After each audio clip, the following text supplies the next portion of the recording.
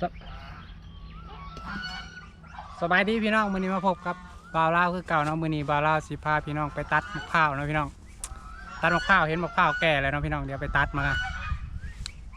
ไปเบิ่งไปชมกันเลยเนาะพี่น้องก่อนสิเบิ่งก็อย่าลืมกดไลค์กด Subscribe แล้วก็กดแชร์บ่าวลาวได้ด้วยพี่น้องโอเคไปเบิ่งกันเลยพี่น้อง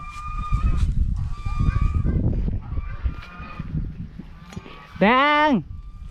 แดงแดงแดงแดงเฮ้แดงแดงแดงแดงโอเคพี่น้องโอ้ตัวนี้ฮะกระเป็นนี่พี่น้องเริ่มสีอันนั้นแหละเนาะมาคุ้งกับบอยคอยจับเนาะพี่น้อง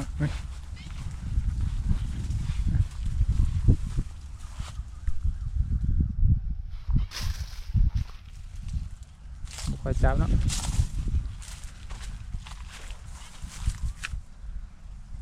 ข้าวเริ่มเป็นหมากลายแล้วพี่น้องเอ้ย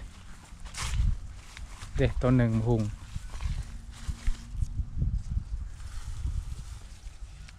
เริ่มเป็นหมากต้นบริใหญ่แล้วพี่น้องนี่ต้นน้อยๆหนึ่ง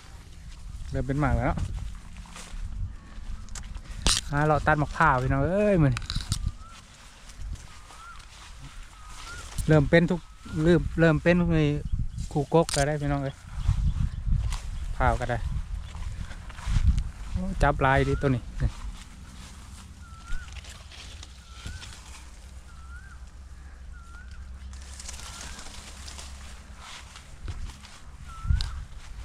เบ้พี่น้องโอ้จับลายดิพี่น้องเลยกกเตี้ยงเดี๋ยวพี่น้องนะกกตั้มโอเคพี่น้อง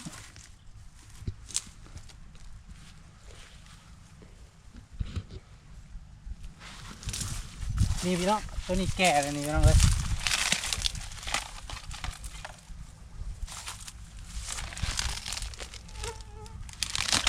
น่าจะแก่มั้งแล้วมั้งเนาะพี่น้องไอ้เนาะอย่าบอกแก่เนาะไปเอาตัวนี้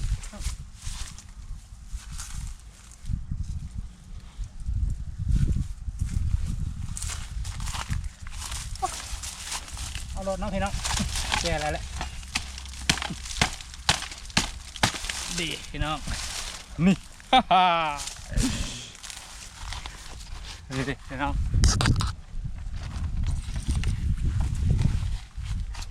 ตรงนี้พี่น้องเปล่า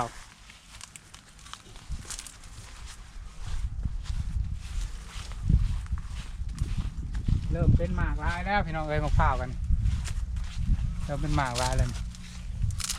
จับอยู่ได้พี่น้องเอ้ย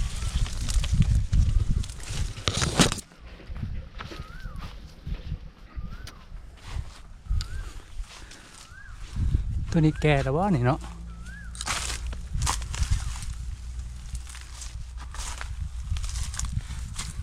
ตัวนี้น่าสิแก่เลยพี่น้องเอ้ยนี่น่าสิใช้ได้เลยเนาะโอเคตัดกันเลยโอ้ยขึ้นพี่น้องขึ้นตัดอันนี้พี่น้องโอเคไปตัดอีกเห็นอยู่คุณเองเนาะพี่น้องตัดนำกันเลยพี่น้องยังอีกอยู่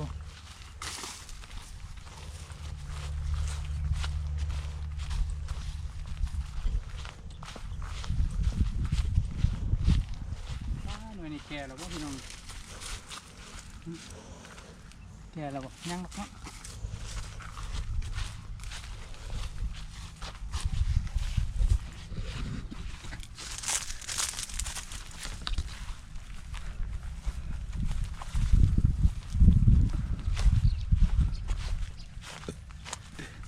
ก็เริ่มจับลายอะไรพวกข้าวคอยเดี๋ยวก็ได้ตัดคู่มือเลยพี่น้องเอ้ย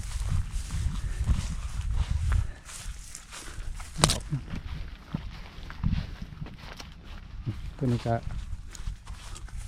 แสบด้วยมะพร้าวเนาะนี่แก่แล้วมั้งนี่เนาะพี่น้องเนาะพี่น้องว่าจังไงนี่แก่แล้วบ่ตัดได้แล้วบ่เบิ่งดูบันเจพี่น้อง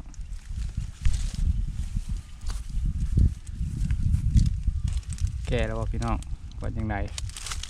ยังหรอกเนาะป้าโถ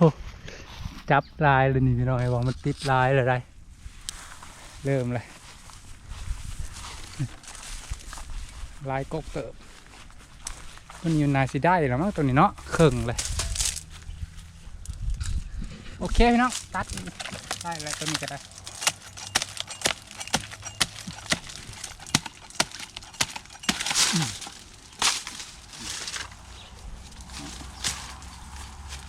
มันอยู่หน่อยตัวนี้กระดกลิ้นเนาะดกเลยเนาะหน่อยได้ตัดขึ้นมือเลยพี่น้องเลยตัวนี้ก็ได้แหละเนาะตัวนี้ก็ได้2 หน่วยพี่น้องเอ้ยตัวนี้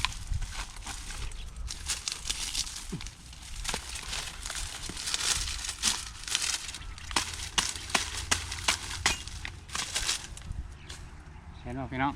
โอเค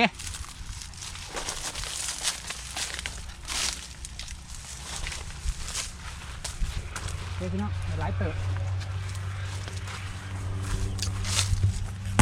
2-3 ตัวพี่น้อง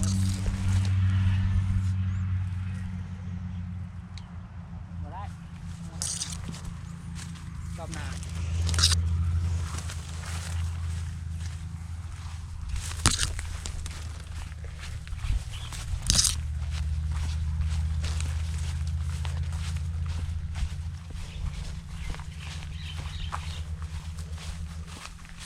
ไปโฮมกันลองเบิ่งพี่น้องจะได้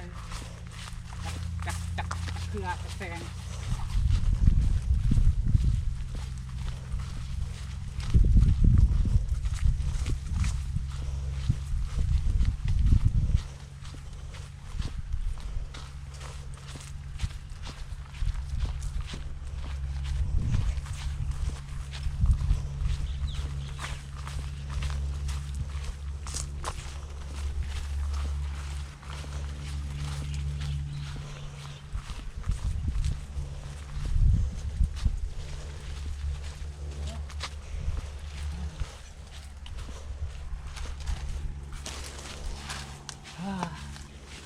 โอเคพี่น้องได้ประมาณนี้เนาะมือนี้